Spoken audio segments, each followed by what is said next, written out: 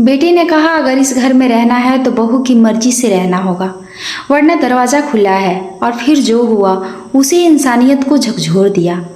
पूरी कहानी जानने के लिए वीडियो को आखिरी तक ज़रूर देखें, और अगर अंत में आपकी आंखें नम हो जाए तो बस समझ लीजिए कि दिल अभी भी जिंदा है।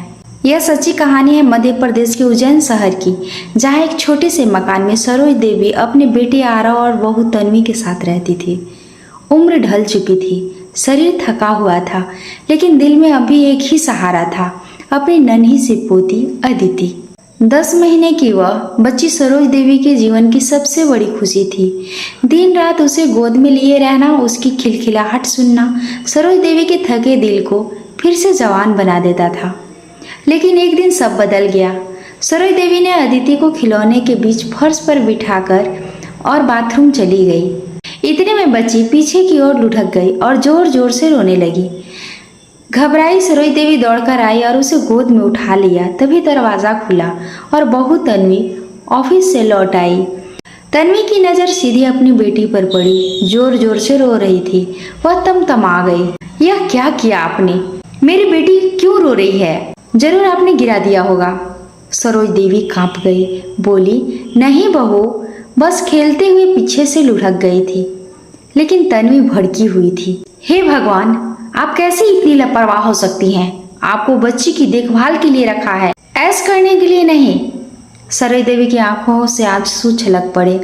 उन्होंने सफाई देने की कोशिश की, पर तन्वी ने बीच में ही टोक दिया। चुप रहिए, ज्यादा सफाई की जरूरत नहीं है। आपको लगता है कि अगर मैं नौकरी करती हूँ तो इस घर में आपकी नहीं चलेगी। ये कहते हुए तन्वी ने बच्ची को झटके से अपनी गोद में खींच लिया।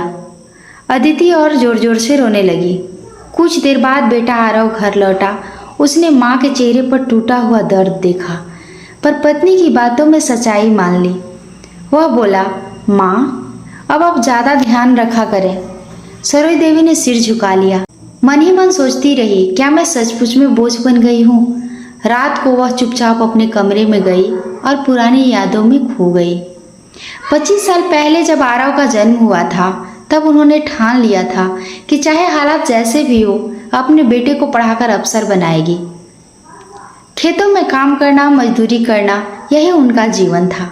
लेकिन हर रात वे लालटेन की रोशनी में बेटे को पढ़ाते हुए नई हिम्मत पाल लेती थी। गांव के लोग मजाक उड़ाते, सरोज सरोज तेरे बेटे क्या अफसर बनेगा, पर उन्होंने किसी की नहीं सुनी। वक्त बदला, मेहनत रंग लाई, आरव अफसर बन गया। गांव वालों ने कहा, सरोज देवी की कोख सच में धन्य है। शादी के बाद आरव ने शहर की एक आधुनिक लड़की तन्वी से शादी की। तन्वी को गांव की मिट्टी रीति रिवाज सब अजीब लगते थे। पहली बार जब वह गांव आई, बोली, माँ जी, यहाँ तो पानी भी साफ नहीं है, ये कैसी जिंदगी है? सरोज देवी मुस्कुराकर बोली, बेटी, यहीं की मिट्टी ने मुझे सींचा है। धीरे धीरे तन्वी और आरव उज्जैन में बस गए। कुछ महीने बाद जब अदिति का जन्म हुआ तो तन्वी ने कहा, माँ जी, कुछ दिन के लिए आपको यहीं रहना होगा। सरोज देवी के लिए वह पल किसी वरदान से कम नहीं था।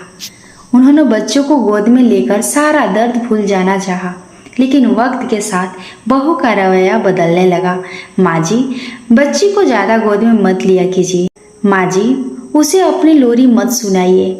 सरोज देवी बस चुप रह जाती, सोचती, क्या पोती के हंसी सुनने का हक भी मुझसे छीन लिया गया है? एक दिन उनकी तबीयत बिगड़ गई। उन्होंने कहा, बहू, आज मैं ठीक नहीं हूँ, ऑफिस मत जाओ। तन्वी बोली, आपको तो रोज कुछ न कुछ होता रहता है। राघव भी कुछ नहीं बोला। शाम को वही हादसा हुआ। अदिति फर्श पर लुढ़क गई और सबने सारा दोष सरोज देवी पर मर दिया। तन्वी ने कहा, अब मैं अपनी बेटी को आपकी गोद में नहीं आने दूंगी। सरोज देवी का दिल टूट गया। अगले दिन किटी पार्टी में तन्वी अपनी सहेलियों से बोली, सास को कंट्रोल करना हो तो बस 2 चीजें चाहिए, बेटा इकलौता और सास पैसों पर निर्भर। सहेलियां हंसने लगी, लेकिन सरोज देवी ने सब सुन लिया। वो बोली, बहू, यह घर आज भी मेरे नाम पर है, तुम्हारा सम्मान है, पर भूलना मत, यह घर मेरा है। तन्वी गुस्से में बोली, आज राघव आ जाए, सब तय हो जाएगा, या आप रहेंगी या मैं। शाम को आरव लौटा और माँ से कहा, माँ, अगर इस घर में रहना है तो मेरी पत्नी की मर्जी से रहना होगा, वरना दरवाजा खुला है। सरोज देवी के पैरों तले जमीन खिसक गई। उन्होंने शांत स्वर में कहा, ठीक है बेटा, अब मुझे सब समझ में आ गया। मैं किसी की वैसाखी बनकर नहीं रहूंगी।